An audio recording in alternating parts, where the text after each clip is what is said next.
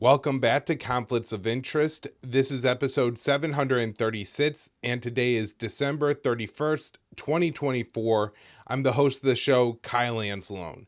We have a good chunk of news to get through on today's show to wrap up the year. A lot of important stuff still going on, even as we are in another holiday here in the U.S. So hope everybody is getting to enjoy themselves, spend a little time with family, have a little bit of fun here on New Year's Eve and New Year's Day. And again, the worst part of what you do today is listening to the bad news I have for you on this show. Everybody, you can support my work. The big thing you could do right now is subscribe to the Kyle Anzalone Show. It's the very first link in the show notes page. Just head on over to the YouTube channel, hit subscribe. We will be out with new episodes of that show next week. Of course, Conflicts of Interest can be found at the Libertarian Institute, where I'm the news editor, and AntiWarcom on the blog, where I am the opinion editor. You can subscribe to this show on YouTube, Rumble, or Odysee if you want the video version. Also, you can find the show anywhere you listen to audio podcasts, and the best place to follow me for all my work is on my X handle at @KyleAnzalone_. All right, let's get into it on today's show. First up here, Biden administration announces nearly $6 billion in new Ukraine aid.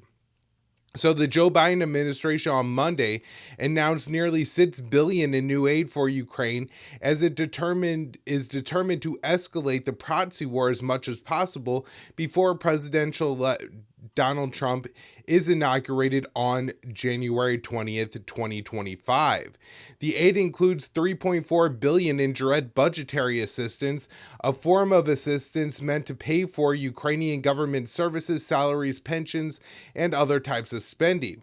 It has also been used to subsidize Ukrainian small businesses and farms.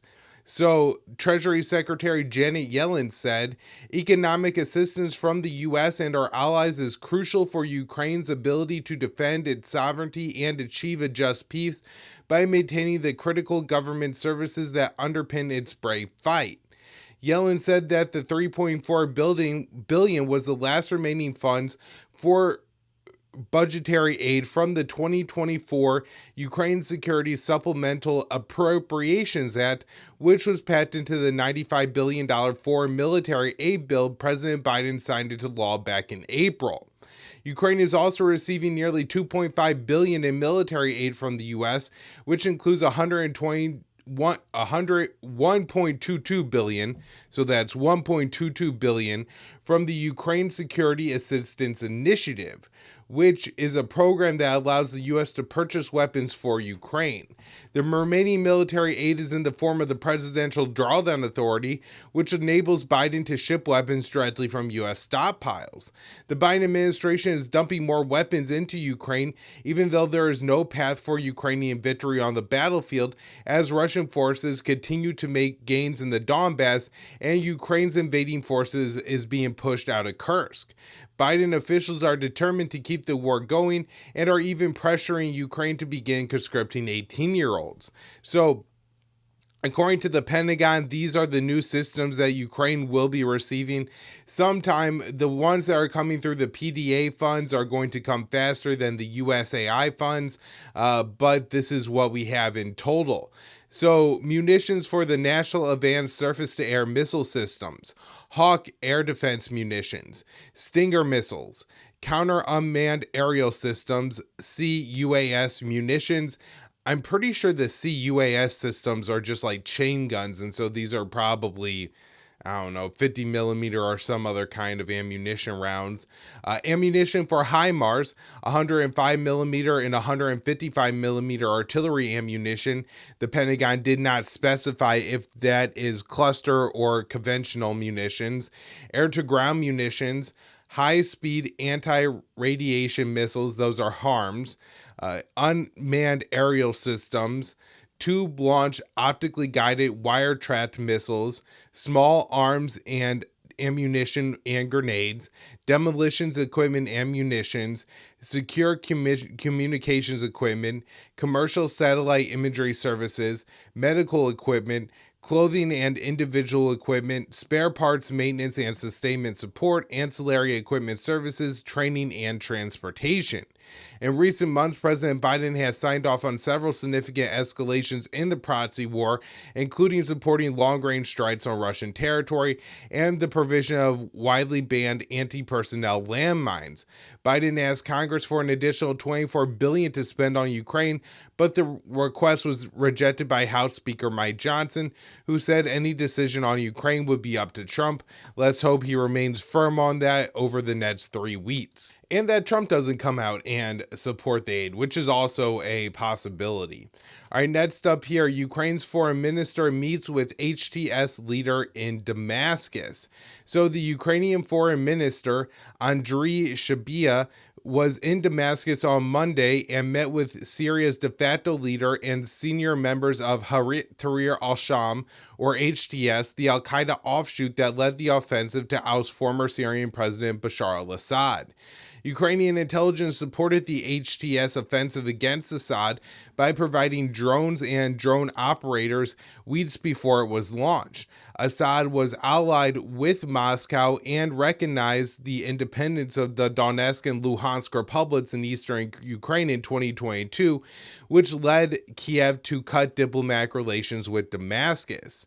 The Ukrainian foreign minister said Ukraine was ready to shore up relations with the new HTS government and expressed hope that mutual recognition of territorial integrity and sovereignty will pave the way for the restoration of diplomatic relations, political dialogue, and work of diplomatic institutions.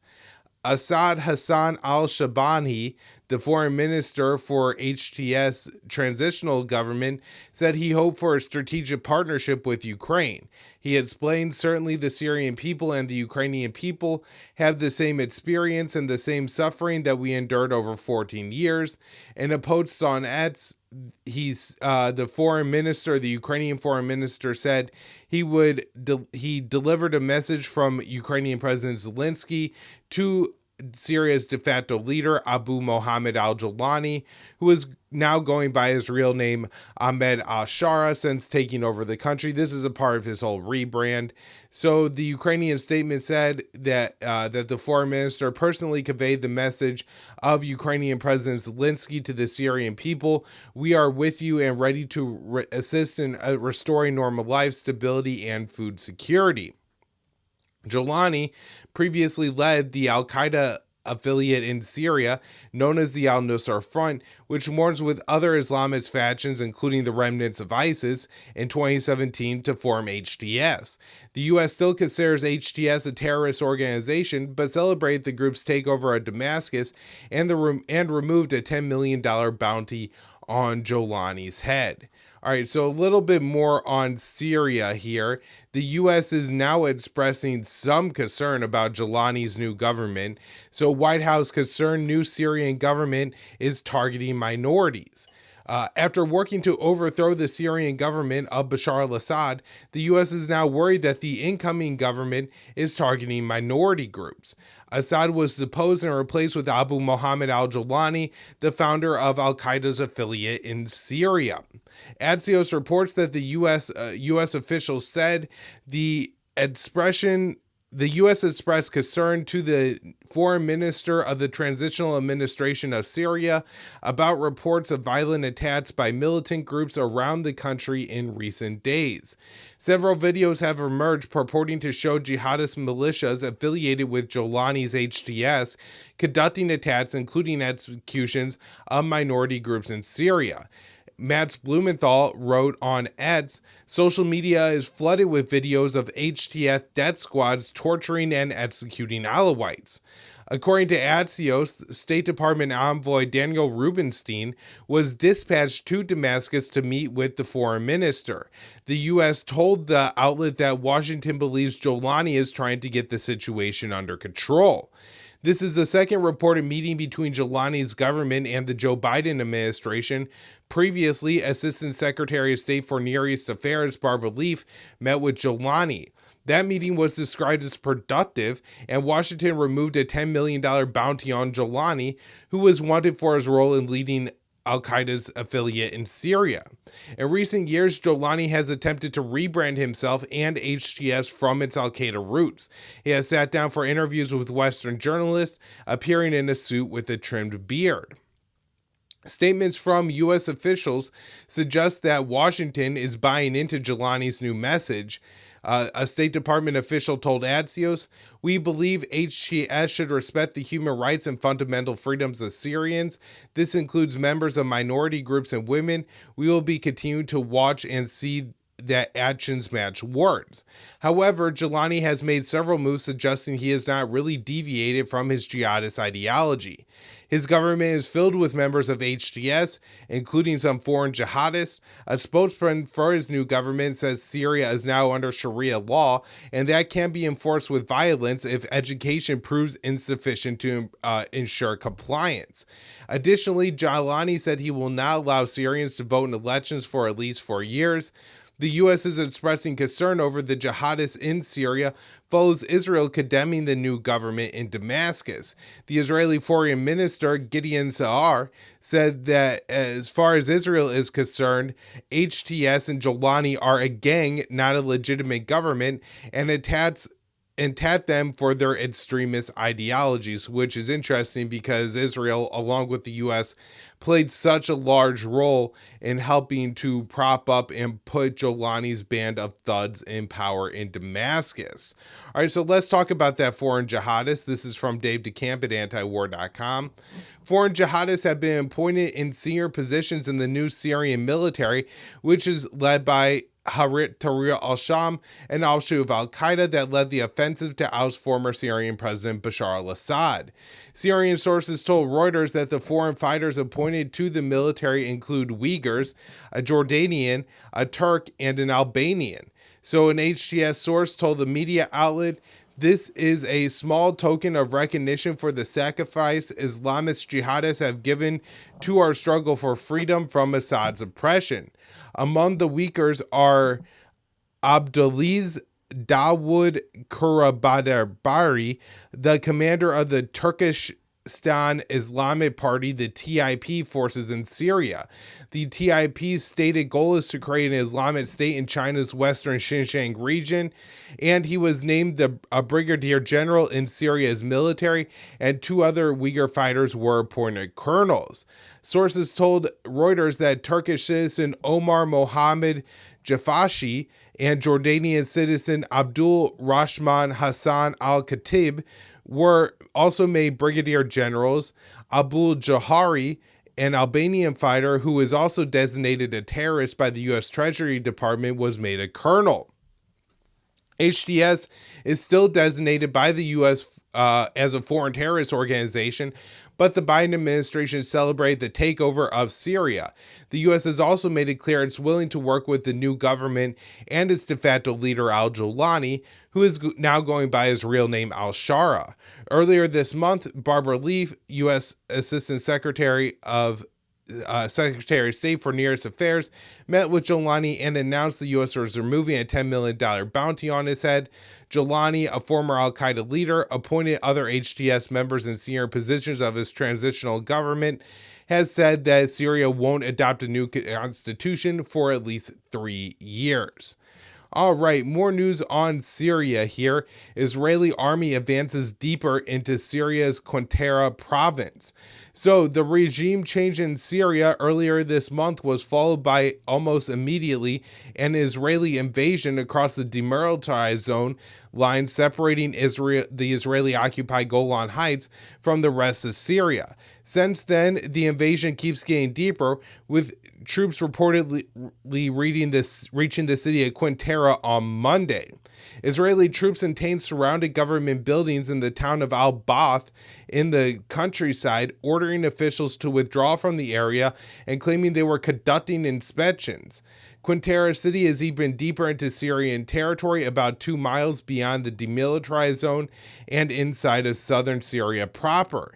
In Al-Bath, they forced not just on government buildings, but also an automated bakery and the real estate bank. All workers were expelled from those buildings after they were surrounded by Israeli tanks. Israel has already seized Mount Hermon, a strategic location which intends to stay throughout at least all of 2025. More recently, it seized water resources in the Yarmouk River basin, ensuring that the Israeli military will have de facto control over these parts of Syria, potentially for as long as it wants. Syria has yet to make any statements on its latest advances. Israel is yet to make any statements on its latest advances into Syria. The incursion, combined with the ever-growing number of deadly strikes across the country, are leading to considerable speculation about Tel Aviv's long-term intentions. The only thing Israeli officials are emphasizing publicly is that the strikes are also intended to destroy all military assets of the Assad government. The new Islamist government in Syria has been talking up a better relationship with Israel, but Israeli officials have said that they don't consider the new government legitimate, and we already discussed the statement by Sa'ar. All right, last story on Syria here. Fighting between Turkey, Syria, and Kurds escalates, at least 31 killed. So fighting has been raging on and off for weeks, but seems to be picking up intensity this weekend along the Syrian-Turkish border, with Turkey and its affiliates fighting against the Kurdish SDF in and around Manbij. At least 31 combatants between the two sides have been killed since Sunday. Turkey has been building up its forces along the border for weeks and has been talking up an offensive aimed at eliminating the Kurdish YPG, the largest faction of the SDF. Though it isn't a new occurrence in the area, it has gotten more aggressive on both sides since then. So Turkey's allies in the Free Syrian Army have also been attacking the SDF in several areas, with fighting around Manbij in the Aleppo province, but also indicates incidents reported in the Raqqa province and artillery strikes by Turkish against silos in the Haska province, causing substantial damage. The SDF has carried out its own offensives, especially around Manbij and the nearby Chirij Dam. The SDF claims that Turkey is setting up 2 military bases there inside Syrian territory and attacked and destroyed radar systems at those bases along with 1 Turkish tank. The SDF described this as Martyr Izib Manbij operation, saying is aimed at stopping bases being established and to repel the invasion attempt. In addition to ground operations, the SDF has also shelled the town of Abu Bakik southwest of Manbij. So beyond the Turkish attacks on the SDF in the area, Turkey also carried out multiple drone strikes near the dam, trying to stop SDF offensives. In the course of the strikes between the two factions, the village of Al-Nash was hit, 1 child was killed in the incident, and another one was wounded. It's unclear from the reports which side actually hit the civilians. Turkey has been demanding that the U.S. stop backing the SDF and promise to do whatever it takes to eliminate the YPG. It doesn't seem to like what's happening, however. Indeed, the U.S. and its coalition allies have been holding training operations for the SDF with the increased fighting, increasing the SDF's combat readiness and training them in use of heavy artillery systems. Ironically, while the Pentagon didn't detail those training operations, it did claim that a ceasefire between Turkey and the SDF was holding. The U.S. repeatedly claims there's such a ceasefire, although Turkey says there never was one and the fighting is ongoing. All right, a few stories on Gaza here. Haaretz calls for Israel to stop attacking Gaza hospitals. So on Monday, the Israeli newspaper Haaretz published an editorial calling for the Israeli military to stop targeting hospitals in Gaza, titled "Leave Gaza's Hospitals Alone." The editorial came just a few days after the Israeli military destroyed the Kamal Adwan Hospital in Bet Lahia in northern Gaza and forced hospital workers and patients to clear out, setting the facility on fire and killing at least 5 staff members in the process. The hospital's director, Dr. Hassam Abu Saif, has been arrested by Israeli troops and is believed to be at the notorious Sid TM torture prison. The IDF claimed that it has arrested 250 terrorists at the Kamal Adwan Hospital, but the editorial points out the only evidence released to back up the assertion was a photo of 2 pistols and a knife. And given the amount of instability in Gaza, if civilians are carrying around pistols or something like that. Not even to shoot at the Israeli military, but just anybody trying to loot them or for security. I mean, I don't think that even is a real indication that the people there may have been militants, or that maybe a militant showed up at the hospital wounded and, they had the sidearm, they took it away or something like that. Again, that doesn't indicate that they're in any way affiliated with Hamas or helping Hamas. The editorial reads, "This meager haul does the opposite of supporting the IDF's claims. For 2 pistols and a knife, you don't evacuate dozens of patients and doctors from a hospital and march them in their underwear on a cold night before the cameras in order to humiliate them." The editorial acknowledges that the real purpose of the destruction of the hospitals in northern Gaza is ethnic cleansing. Since early October, the IDF has placed Bet Lahana, Bet Hanun, and Jabalia under a total siege and ordered all civilians to leave the area under threat of death, whether by bombing, shooting, or starving them to death. The IDF has also been demolishing every building in sight, so Palestinians have nowhere to return to. Haaretz says it is fair to assume that the deliberate damage to the hospitals in Gaza has a different purpose. It appears that as a part of the ethnic cleansing going on in the northern strip, during which the army destroyed almost all the area's housing and infrastructure to prevent the return of hundreds of thousands of those that expelled from there, it was decided to destroy the hospital as well. The editorial noted that the Fourth Geneva Convention affords a special status to hospitals during wartime. It reads, "The presence of small arms and ammunition in a hospital does not justify attacking it, nor does the presence of enemy fighters who are hospitalized there." Israel has targeted hospitals across Gaza since launching its genocidal war in October of 2023. The U.S. has continued to provide military aid and political support to Israel despite the campaign against medical infrastructure. In October, 99 American healthcare workers who volunteered in Gaza wrote in an open letter that they never saw any militant activity in hospitals. And so that's, pretty substantial evidence right there. All right, next up, this is Dave's daily roundup of the Israeli violence in Gaza. Gaza's health ministry said Monday that Israeli attacks killed at least 27 Palestinians and wounded 149 more. The health ministry's numbers don't include dead and wounded Palestinians brought to hospitals, not brought to hospitals and wards. And so there's, people missing, bed under the rubble and things like that.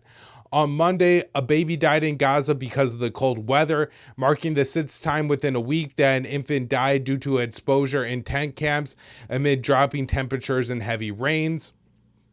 A 1-month-old baby died after being brought to the Al-Aqsa Martyrs Hospital in central Gaza. A day earlier, his twin brother was found dead by their parents in a tent where they were sheltering.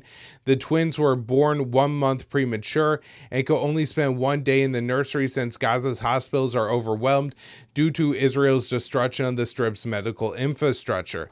Heavy rains have flooded tent camps in Gaza, and many tents are completely worn out after being used for more than a year. According to Gaza's government media office, more than 80% of the Gaza tents are worn out, and more deaths due to exposure are expected.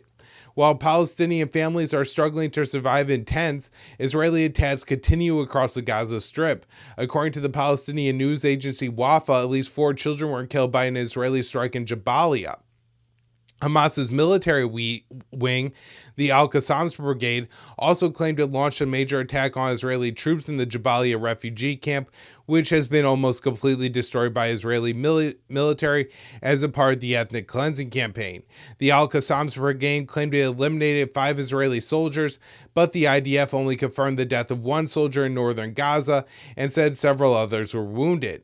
Gaza's health ministry said the latest violence brought the death toll since October 2023 to 45,541 and the number of wounded to 108,338. All right, we will wrap up the show here today with this story from Dave DeCamp, December 29th, AntiWar.com. China sanctions more U.S. companies in response to U.S. military aid to Taiwan. So on Friday, China said it was imposing sanctions on 7 American companies in response to recent U.S. military aid to Taiwan and new weapon sales for the island. So the Chinese foreign minister said in a statement announcing the sanctions, recently the United States announced another substantial military assistance as arms sale to China's Taiwan region. The foreign ministry also said that the $895 billion 2025 National Defense Authorization Act that President Biden signed into law includes multiple negative sections on China. The NDAA authorizes an additional $300 million in military aid for Taiwan. So the Chinese Foreign Ministry explained, these seriously violate the One China principle and the 3 China-U.S. joint communiques, interfere in China's internal affairs, and undermine China's sovereignty and territorial integrity. The ministry said that the 7 U.S. companies Beijing is sanctioning include Insutu Inc., Hudson Technologies Co., Circonid Technologies Inc., Raytheon Canada, Raytheon Australia, Ackerman Inc., and Oceaneering International Inc. The sanctions came after President Biden authorized a $571 million weapons package for Taiwan using the Presidential Drawdown Authority, which allows him to ship weapons straight from U.S. military stockpiles. On the same day, the U.S. State Department approved 2 arms sales to Taiwan worth a combined $295 million. China has stepped up its warnings against the U.S. increasing military support for Taiwan and issued sanctions against 13 other American companies earlier this month in response to other weapons sales. The U.S. has ignored the Chinese concerns and continues to boost ties with Taipei. I'm sure that will only accelerate in 2025, especially after Donald Trump returns to office. All right, everybody, thank you so much for tuning into the show today. Tomorrow I am planning to release an episode of the Kyle Anzalone Show into the podcast feed, and then we will return with episodes of Conflicts of Interest on Thursday. All right, everybody, have a great new year.